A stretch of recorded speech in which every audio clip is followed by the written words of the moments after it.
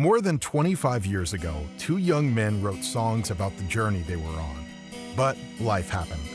Families, careers, the songs were lost. That is, until recently, when the original demos were found in a cardboard box. Now, with those songs rebuilt, remade, and released, Shon and Marcus are sitting down with their sons Austin and Samuel to talk about what they were trying to say all those years ago.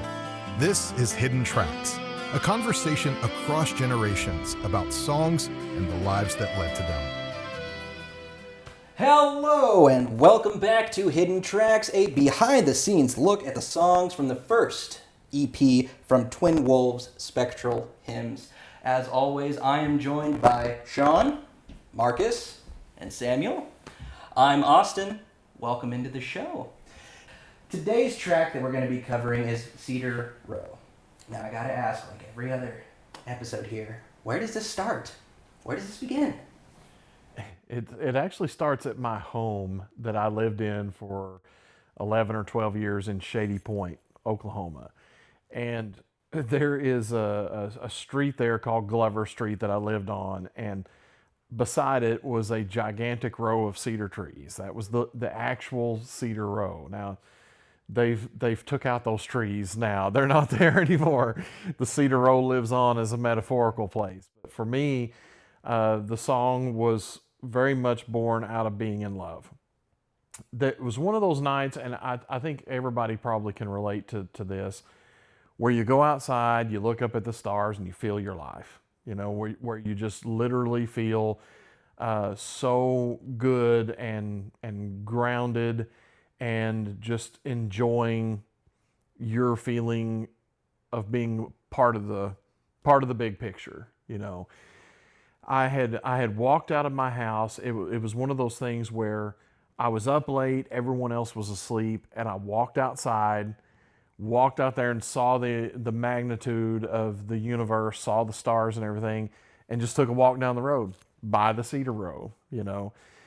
And I was meditating not only at the time on my love for God, and again just looking up at the stars and feeling this sense of magnificence and this awestruck wonder that we all, I think, have a concept of, but also just the love that I have and had for my wife.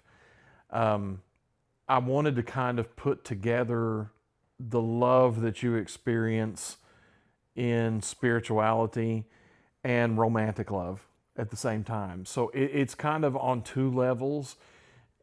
I wrote it very much to be a kind of an ode to being in love with my wife, but also being in love with God. And some of the specific images in that song came from unlikely sources. Shon and I both worked for the newspaper for a number of years, and the inside walls of a newsroom are covered in maps, because you got to kind of study the city and remember where things are so you can get to them quickly if there's a news story going on. But we worked at the really rural office of our newspaper, so it was topo maps of mountains and stuff. And I was standing there looking at a map, and I saw that in the mountains down south of us, which I had been over, you know, hiking and four-wheeling and hunting my whole life, there were some areas I hadn't been to. Normally, namely Short Hollow and White Oak Mountain. So I had put in the song those two areas as kind of a metaphor. In the parallels, I found it between the fourth and fifth. That's a reference to finding these places on the map that you've never been to before. But eventually changed it to Strange Hollow, because I thought Short Hollow just sounded, I don't know, maybe too usual. You know, I wanted it to sound like someone who's discovering some mystical glen in the forest or something, you know, some place you've never been, but at once is familiar to you. So some of those images were literally from a map on the wall, but the initial inspiration was walking around at midnight outside my house feeling in love. I actually have a question about the lyric that I don't think I've ever asked you, so Okay. let's do it here in front of everybody. Tell me about the opening line, "The truth came to me on spindles." I think that was a reference to Christ's teaching that you have to be a child, that you have to become childlike to comprehend spiritual things, that you must become like one of these in order to follow me. Because spindles is actually kind of an artsy way of talking about something being on spindly legs, like when a horse is just born and it can barely stand. I was feeling weak-kneed and like a newborn. So it has to do with being born again into a more childlike view of faith, where you just look at the stars and you don't have to think of a whole bunch of extraneous stuff. Just, that is awesome. God made it. I feel great about that. That's where that came from. That's cool to hear you talk about it being about a row of eastern red cedar trees by where I grew up. Because you walked by those a million times. I know, and I know the row you're talking about. And I guess anytime I was listening to the song, I envisioned that Cedar Row was just like the geographical name of a place somewhere in LaFleur County. I didn't think it would be that close to home, that close to my memories. So that was cool to hear, because I mean, I'm very much an outdoorsman, and I spent so much time outdoors when we lived there. So I know the exact row you're talking about. Yeah. It's sad that those are gone. I mean, part of you would feel nostalgic about that, like that thing that inspired a song, or is the name of a song is demolished. But it's kind of silly to feel that way when in reality the sentiment remains, whether the actual trees are there or not, because everything changes behind us. In fact, we were just there this last weekend, and I was telling Samuel the front lawn of our house, which I kept immaculate and green, looks like Mordor. They've got goats out there and like cars parked on it, and it's like, man, our old house is just trash. What are these people thinking? It was so pretty, but I mean, it's theirs now, What I have in me and in my mind is not it's not Mordor, but the Cedar Row. I remember the beauty of living there, and I think that's cool that we can take those things with us. And a couple of years ago, we all got together, Shon and myself and our old school pals, Jeff and Tony, and everyone had gone to bed. And I had another moment like this. I don't think I've ever even told you this, but I went outside about 2 or 3 in the morning and looked up, and I'm used to being in the city now, and I don't see many stars at all. But this was really out in the boonies, and I could see zillions of stars, and I just kind of had another moment out there. But again, you tend to have these by yourself, And so the song to me has the feeling of just being out there and being alone, like in the song Invisible, but ecstatically alone, experiencing something that if you tried to clue anybody else in on it, it would spoil it. And I had one of those when I was little too, where we had a snow one year. And in Oklahoma, it really doesn't snow much at all. Where you get half an inch and school's closed and it's chaos. But this time we had 3 or 4 inches of snow. And so I went outside at night and the moon was full. And you know how when there's snow all over everything becomes muted sound-wise? There's a different sound quality to the world. And when the moon is shining on snow, how it just lights everything up. So it was like daytime, in the middle of the night, except our hometown always has trains moving and stuff. There's always the noise of life. Everything was shut down though, so I could hear the universe, at that time. And I went and I got my sled and I sledded down the hill there in that silence. And I almost felt transgressive. The sound that was coming from the runners of the sled were almost too loud for nature, like I was ruining some sanctuary. And I remember running into the house and trying to get my parents to get up and get out of bed and enjoy it too. And they were just like, oh, we're asleep, and rolled back over like, you idiot, you go enjoy sledding at midnight or whatever. And I knew that I could only enjoy it alone. And again, that goes back to my feelings toward Invisible, that there are times when you can be alone, and it is the very best thing to be. And for me, that's how Cedar Row, that's the feeling I wanted to convey.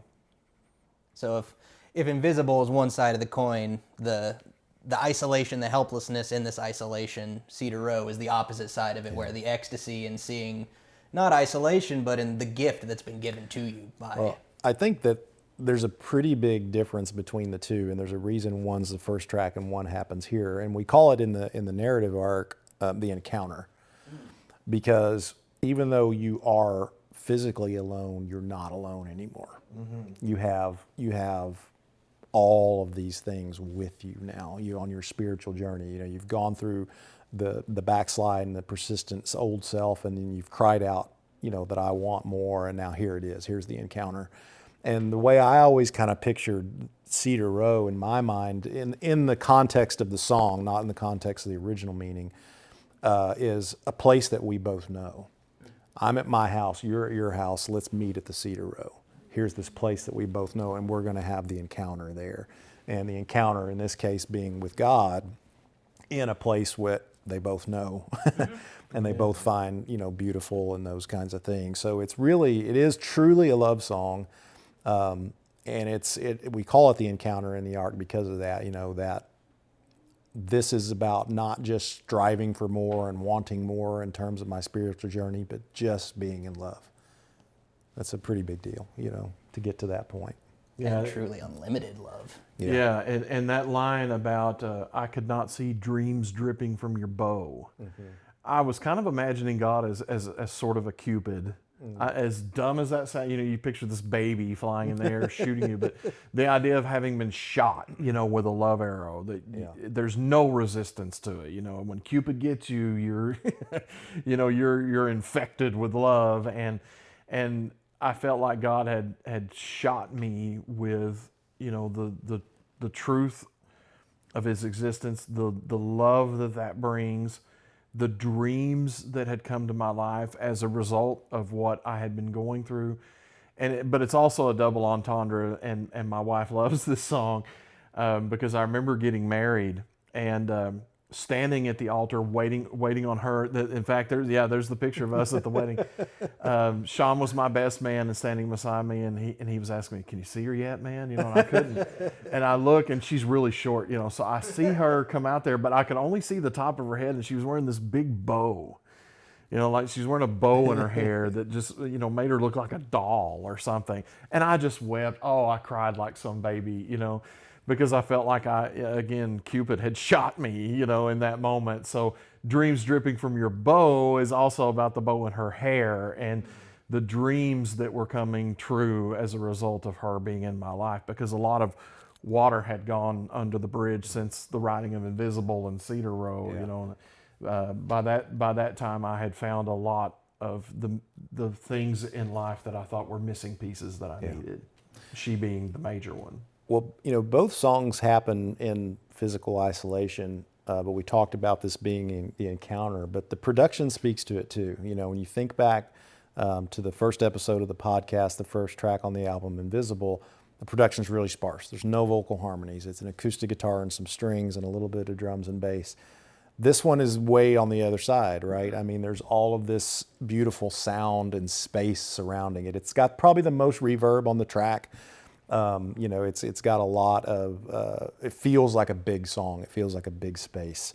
The production value owes a lot to the Verve, which we were listening to probably a lot at the time. There's a track called The Drugs Don't Work that's by that band. That's Make You Worse. You know the song.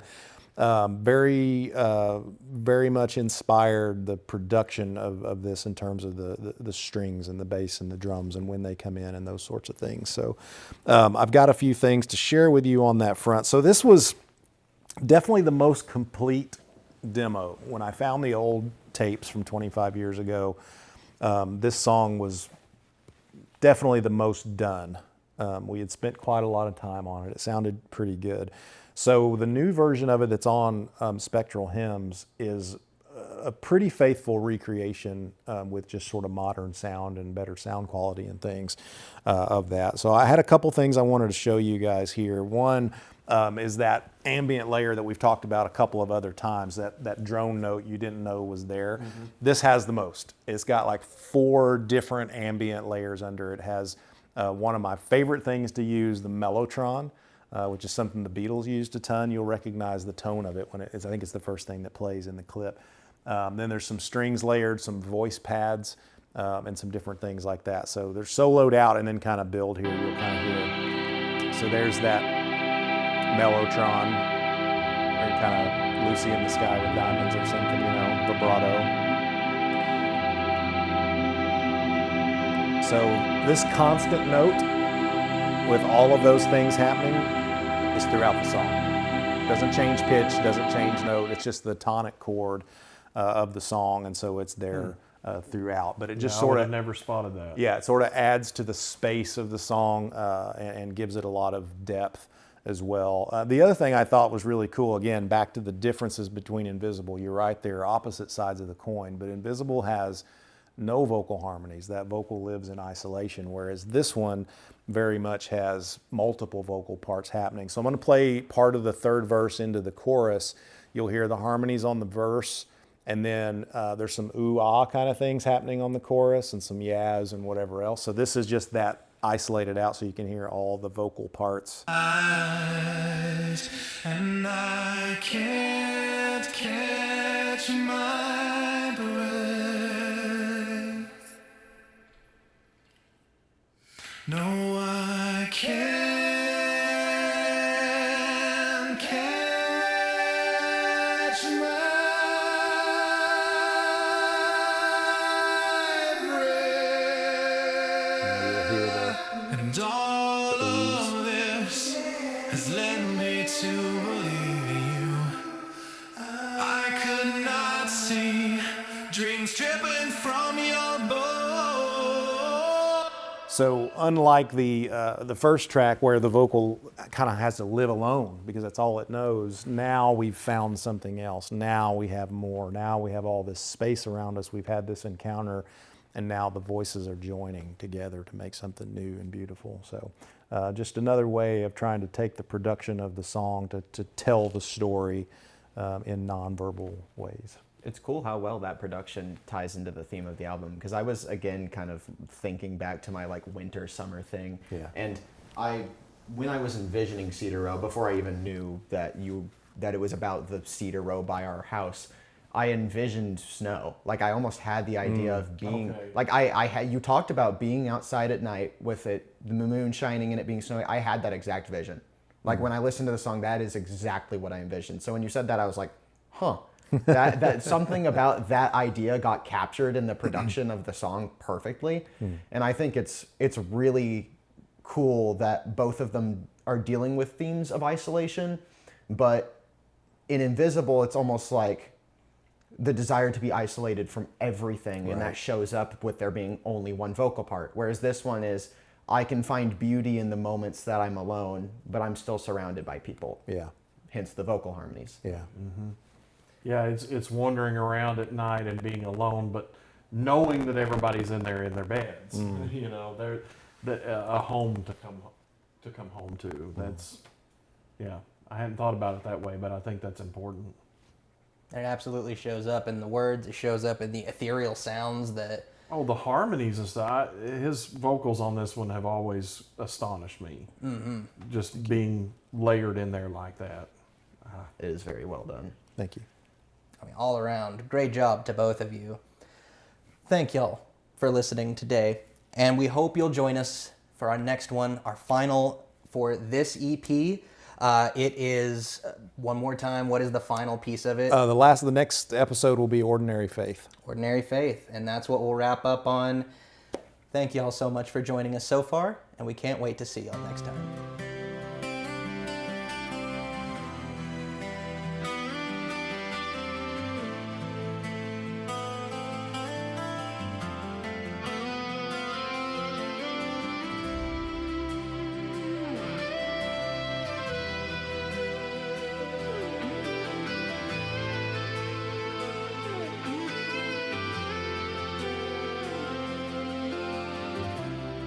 The truth came to me on spindles at midnight, when the world was still, when my heart was still. I took a candle for from the stand. I stepped into your leaves, I saw your eyes, and I can't catch my breath. No, I can't catch my breath.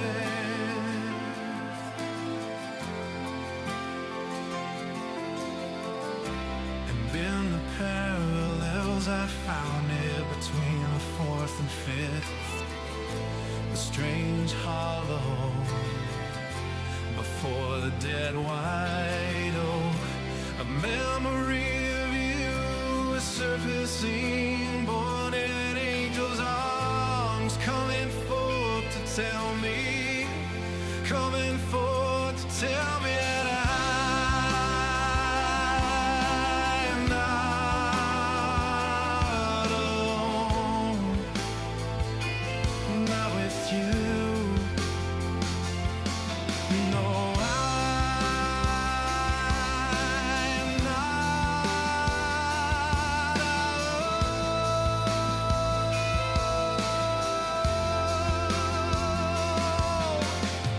And all of this has led me to believe in you. I could not see dreams dripping from your bow. I met you in the quiet beneath the shooting stars, on bended knees by the Cedar Row.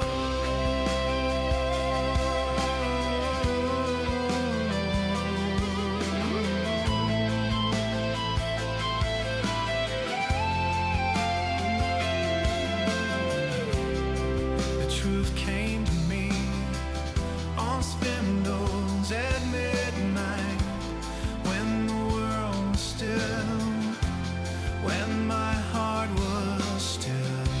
I took a candle from the sand, I stepped into your